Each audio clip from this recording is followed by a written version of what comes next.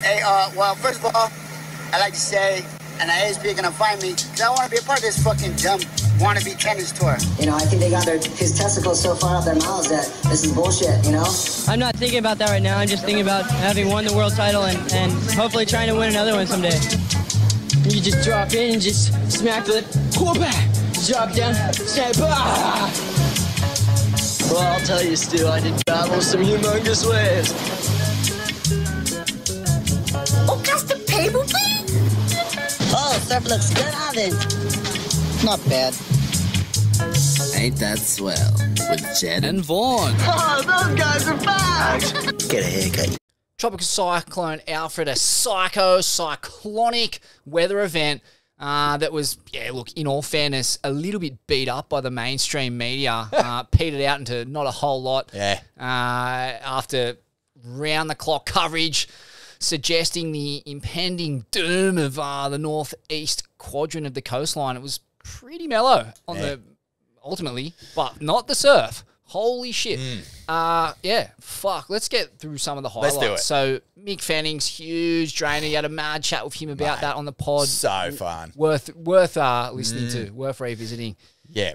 It's definite highlight when you see, you know, like, he's a Kirra surfer. He never went up to snapper. He never joined the snapper board riders. He's Kirra through and through, mate. And there's just something, as you were saying, you know, Kirra's a cosmic wave. Fanning's a cosmic man. The two link up, and of course he gets kind of the moment where, how's like that story how he's listening to the Moana 2 soundtrack because it's in his playlist because of his kids, and he just throws out a little chee-hew in the barrel for the Groms. Like, that's how relaxed he is in that scenario, in that sort of heavy water.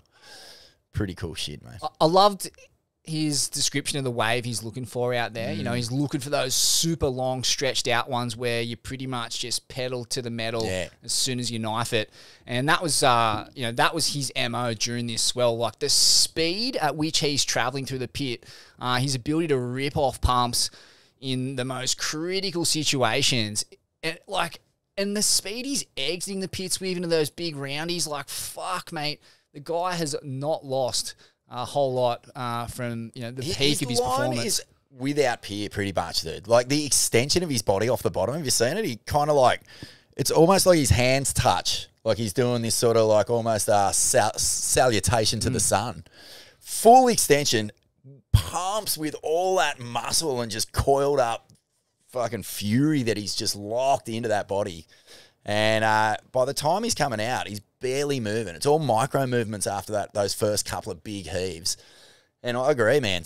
Like, his line out of the tube is so effortless, hey? Like, you know, like, if I'm fighting for a doggy door, I am in major cerebral fucking panic, especially on a solid one. And he just sort of like does these tiny little rail shifts, and he comes fanging out like with sparks flying out of his butthole. It's fucking pretty psycho to see. But I'll tell you a couple of waves that I don't know if I've spoken about him yet on this potty, but the Harrisons, man. Piper Harrison, and I don't even know, are these girls related? Probably not. But Piper Harrison got a crazy one. Mick and I talked about it. Ellie Harrison from Vico, Barwon Heads, went mad in the Rip Curl Pro last year. I think she showed up on the Changers last year. Whoa, she got a monstro one, man. Like a big, thick, proper Dingo Morrison-style drainer right through that sort of spot X into Kirra Segi. Mental one. Gregory Harrison, who played Chandler, pretty sure he was out there. George Harrison, can't confirm. Was the ghost of the ex-Beatle out there? Maybe. Harrison Ford, spotted. It felt like they were all out there, though, man. And I just thought, two little subsections of this surf community that proper had a crack at this Alfie swell were the women and the Groms. There were Groms for days out there, man. Lennox Smith was getting sick ones. Mitchy Pito got some fucking mental ones. Maxie McGilvray from Evans got a couple of sick. Like, everywhere you looked. Oh, Lillian Bowery, who's like an actress on Black Snow, the new fucking crime drama on Stan. She was just packing it on the backside out there. It was sick to see, man.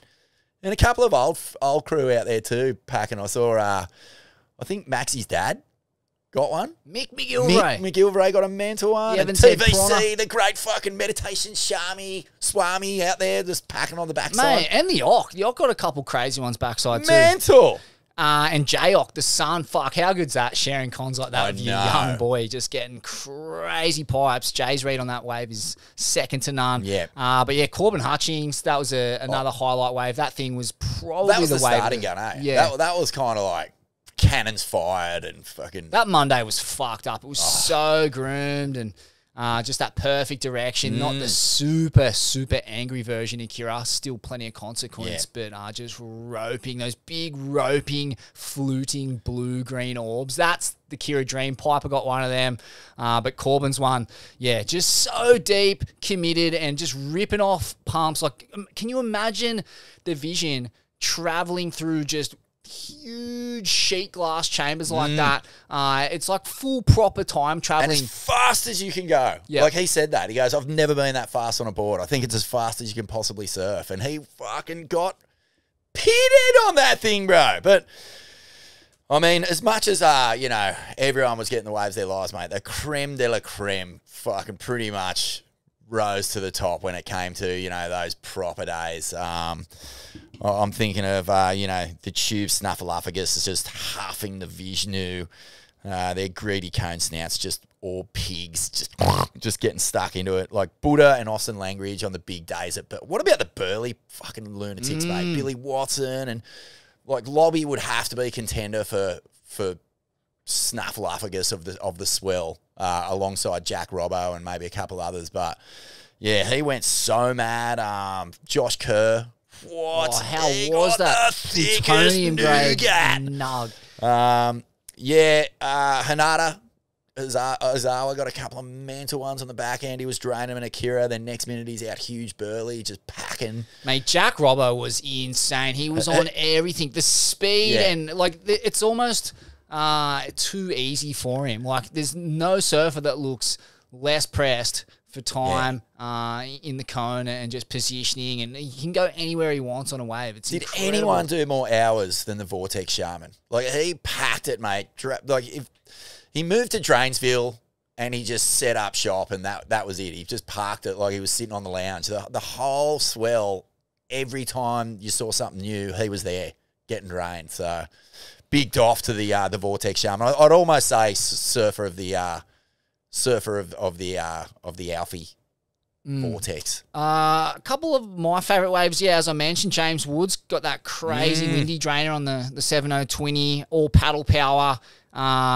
Just fucking bulldogged his way into the first section through some ski wake. Got a crazy pit, came out straight into another. Came out of that, clapping his hands and stood tall in the like Clark Little in the Waimea Shore. He just packed the close out because apparently that 7.0 just tracked so hard that he couldn't redirect it. He was just committed to a big old sandy closeout. That thing was fucked. I loved that he was paddling on a day where it was howling offshore and the only people really out there were skis. And he pretty much paddled the duration of that Swell. He said, as you'll hear in the pod, you're not knocking back lifts back up to the top of the point from skis, but at the same time, the ski situation, which we're going to get into, it definitely needs some reconfiguring because it's getting real dangerous. Chris Zaffis got a crazy double up fucking death trap. The speed lines through the most critical doubled up, probably the biggest tube of the Swell that I saw. An amazing line. He's so compressed and cat-like as he rips off pumps and just comes through the fucking huge chamber of doom. And then just has to frontside faceplant scorpion into that little secret escape hatch under the lip there as the thing closes out. Reminded me, size-wise, I don't think I've seen a bigger one out there than that other than Hedgie's one from a few years ago. Remember that backside one he had? That that's right. Psycho fluting one. But that thing was nuts. And Bryce Young, probably the wave of the Swell if he makes it. He just got the positioning so perfect on the ASIM, couple of pumps, and you thought for all money he was coming out, but you just got bucked by the shocky. Yeah, that was, I mean, there's so many ways to choose from. Saxon, McCorkdale, obviously, got to give shout-outs to Saxon, a friend and listener of the program, got the wave of his life. Validation for, a really positive step he's taken in his life, kicking the piss, embracing sobriety and spirituality, and spent the morning helping his grandma insulate her against the floods, spent the day before watching Krungben and Hermanos Gutierrez up on Brizzy there, up in Brizzy, and seeing his sister. So, he's fully embraced this kind of, Spiro family first quest and got instant dividends on Ed Fenning's retired 7-0 picked up from This is Oppie Weddy. This is the guy who, and then I think Stab gave him a Mick Fanning stab in the dark board. That's right. And it did turn out to be Ed's board. That can confirm. No way. That's so cosmic. Low lights, mate, it's the jet skis. The writing's been on the wall here for years. But it just is... No sign of Senior Sergeant Gary Conehead in his fucking ticket book handing out all these fines that were apparently going to be part of the future. Yeah. No. Where was he? Oh, good question. With Dutton down at Hemsey's joint. Yeah, on the Aperol spritzers, no doubt. Conehead. There was basically no disincentive for skis to be out there. And, it's a nuanced discussion. You won't hear too many guys say that, even the guys who are paddling, they're not going to knock back a lift back up to the top. So, that's where it gets a bit tricky. The sweep's chronic. You want to fucking lift back up the top if you can get one. And since some are getting them, well, then everyone kind of wants one. The problem is that they're encroaching on the lineup. They're kind of sitting off the end. And it's starting to get real crazy because there's just kooks on it. It's just becoming an extension of surfing. Obviously, there's kooks in surfing. Now there's kooks on jet skis. And they're so dangerous. I had a mate who nearly got run over. The guy on the skis stepped his mate off and he's filming his mate with his GoPro, not looking where he's driving, and nearly just fucking killed my friend. Saxon actually told the story that, moments before he got his wave of a lifetime, there was a couple of Brazilians on a jet ski calling him into the beach, threatening to beat his fucking head in because he'd sprayed them because they, again, came really close. Guy had the death wobbles coming down the face, straight at him after stepping a guy off. So it's just reached a real crazy point, man. And all the elders, everyone from Tom Carroll to some of the photogs, like Dan Scott, I think a lot of guys are kind of shedding light on just the fact that there's too many out there and there's really no law or kind of culture protecting surfers from fucking Barneys on jet skis. There was no doubt there was a lot of them down the end there. When I was surfing, it didn't seem to be too piggy. And actually, to be fair, mate, I never made it down the end. I got my first race around. I got my sort of good one up at Cooley Main Beach. Then I got fucking so pumped right on Kirra groin. I got this one and got instantly burnt, and I pulled into a closeout. The fucking hold down was as hectic as anything I've had in ages. I was underwater, obviously with the breath work, you don't panic that much. But this thing just pushed me onto the sand and was like an elephant foot, just wouldn't let me up. To the point where I was going... And I started getting all my Paul Ant-Man Patterson just go with it. Little voice just disappeared and I started going, fuck, just got to the lips above the water and just got punished again. Spoke to a few people as I was doing the walk around and everyone was the same, just going, mate, the fucking hold down today is gnarly and it's not that deep. You shouldn't really be panicking. And I was getting fucking proper sort of a little bit worried under there. And then my second time around, didn't get a wave, got fucking washed up by one of those cleanup sets. And by the time I got down to where the skis were, my leggy had gotten tangled up with some other bloke. My leggy plug got ripped out. And just fully sent to the beach. The TC Alfred just went, nah, man, check you later. And that was sort of my experience. So I never really got close enough to the skis to sort of feel the danger of what was going on because they just weren't up the point. They were kind of really committed to that end section when I was surfing anyway. So, yeah, but the footage online, and there were some fucking hilarious ones, man. Like, if they weren't so fucking terrifyingly dangerous, there's some pretty funny shit. But you see that one where the dude just loses his thing at the top of a wave and it just bucks him off like a wild horse. And he's got to start swimming for it. And you're just like, holy shit, mate. I hope no one's on the inside there. That dude got so smoked on Instagram, whoever that was, Kelly Slater amongst the people. Oh, go! Chipping in on the Started thread. bleating away, did he? Yeah, he said skis in and amongst all the paddlers is definitely lame and going to end up having skis banned altogether. 140 likes on that. Yeah, the Swell itself too, mate, they're so unique cyclones. Like, you know, there was something like, I think the Swell size peaked off Fraser Island at 16 metres. Yeah, that's so crazy. And then I think it was averaging at 11 metres. That was kind of up that end of the coast. And then I guess like further down towards us, we're looking at like, don't quote me on this, but I'm guessing it was around kind of 6 to 8 metres, right? So that's the swell in the water. That's not the wave size, but that's the energy you're dealing with. And you've only got 12-second periods. So you got like so much relentless, pretty short period energy just pushing in. And that's just what makes Kirra such a remarkable beast. Like, that's just relentless energy, man. Fucking good luck dealing with that with just two spindly fucking arms. Yeah. And I guess the other thing is too, you know, you feel that in your bones when you're out there. You're looking at these super long, stretched out waves, and in your mind you're going, oh, it's only sand. It's just a point break. But, like, that's 8 metres of swell in that. Yeah. You know, it's only 6 to 8 foot. It's true, man. There's fucking so much energy in that wave. And you add to that energy just the horniness of the lineup, you know, the general just sort of group, I don't know, collective sort of froth that's out there. It's a lot. It's a lot, man. Like, to relax into that lineup and to, like you were saying, try and find your space with it is a really hard thing to do. I felt like I had it first time around and it escaped me for that second time around. So, but yeah, the energy is unlike anything, and getting washed in, like not even the opportunity to try and paddle into one to get in was a fucking humbling experience, brother. I was like, oh, that's heavy, but what can you do when your leggy plug's ripped out? I mean, I could have gone out and had a crack, but then I started worrying about my board hitting people because there was that many people out.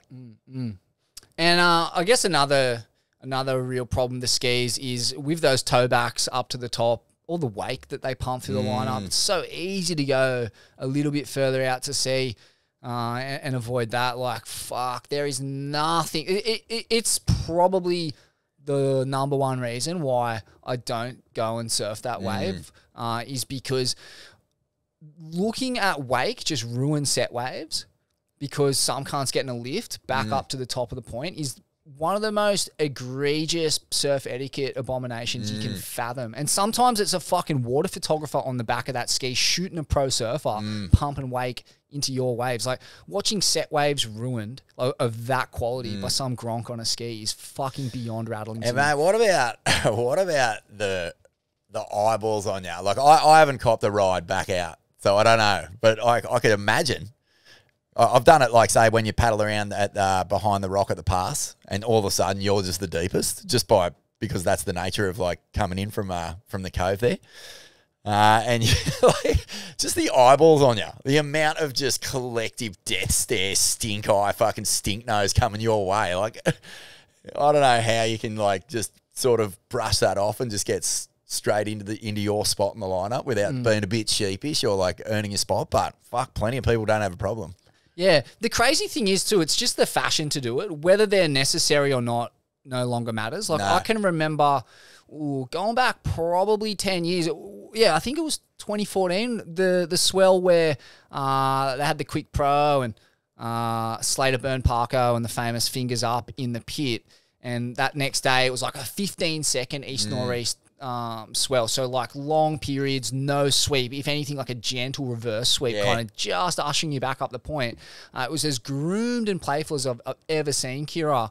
and still so many skis in the lineup, man. It was, and that was when I actually wrote an article for Steve Shearer's website at the time, blowing up, and I had a can of Coke with Wayne Dean, I think it was that Arvo or the next Arvo, while doing an interview with Noah, and he was fuming about it. And that was like early days of skis at Kirra, where it was still kind of, the fucking the goat, the wizened elder Wayno was still around at that point, and had, that guy had so much fucking backbone, and was unafraid to, you don't want Deanie fucking hunt you down, mate. You do not. You do not want Deanie coming after you. And he wasn't afraid to tell people and push back and pull people into line. And now he's passed on, and there's no one like that around anymore. And so now it's just a fucking free-for-all. And the best guys in the world, the local guys, are all doing it. So monkey see, monkey do. And now there's just a bunch of fucking monkeys buzzing around off the end section blowing it. Get out of it, you sea monkeys! Oh, no, mate. Fucking ski monkeys. Just on the actual sort of effects of the storm, I mean, it wasn't completely without, some pretty hectic scenarios playing out with floods in certain parts of southeast Queensland and northern New South Wales. But, I mean, how many fucking dead trees and fallen over branches are these reporters going to stand in front of to get their message across that, there's a cyclone in town, cunt? We fucking know, bruh. You don't need to stand in front of a fucking tree. Like, I always giggle at the reporters who are standing in the wind and the rain. Like, literally have walked out there to do the report. Squinting into the wind, like, going, you can see behind me the flood levels are rising. Like, it's just such a fucking performance. I wanted to give a shout out to who I thought, this is my uplord of the week, actually, Smithy, for the best coverage of TC Alfred was Nick at 35. Oh, he was on fire. It was fucking incredible. Nick Atkins from up there on the Goldie. Kind of just like, I think he just started his Insta as a bit of a shit. I don't know how far back his surf reporting actually goes for the radio stations and stuff, but he was sort of just doing these morning reports, and now he's like a major radio personality up there. But he went from like doing the sort of like sick waves and a bit of swell reporting to just being the guy in the spot, never fucking talking it up, delivering really useful information to all the sort of people in that area, and also right place, right time for so many fucking classic sort of Australian, Queensland, just boganic moments. Fuck, mate. Like sharks swimming up creeks and like people doing selfies in the froth at Froggies and just like fucking hilarious shit, on the hill, Parko's Hill at Kirra. He was everywhere for everything, man. I just want to doff it to Nick at 35. Fucking supreme effort in reportage of that. He crushed it, man. Of that thing. He was the antidote to the mainstream hysteria. It was so crazy, all that shit. You had like 10 tiles of Channel 9 news reporters in 10 different suburbs along the Gold Coast, all saying the same thing. It was like some weird bad acid trip of just like echoing fucking Sims. And what about just the tone? We're here. Breathless. As you can see, it's like they've just run up a fucking hill at high speed and done 35 burpees at the top. Like, they're that fucking paranoid. And then meanwhile, you got Nicky going, fuck, look at these, cunt. Don't go out on the jetties, cunts. You're going to get washed off. And sure enough, a fucking kid gets swept into a drain and fucking shit's going mayhem. He's going, oh, bro, what are you doing, mate?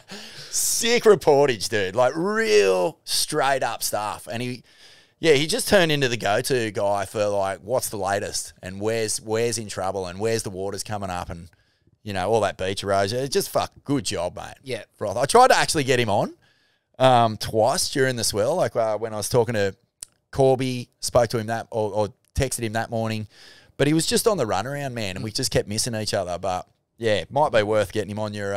He is. He's on. Oh, your TC Alfie? Yeah. Good shit, mate.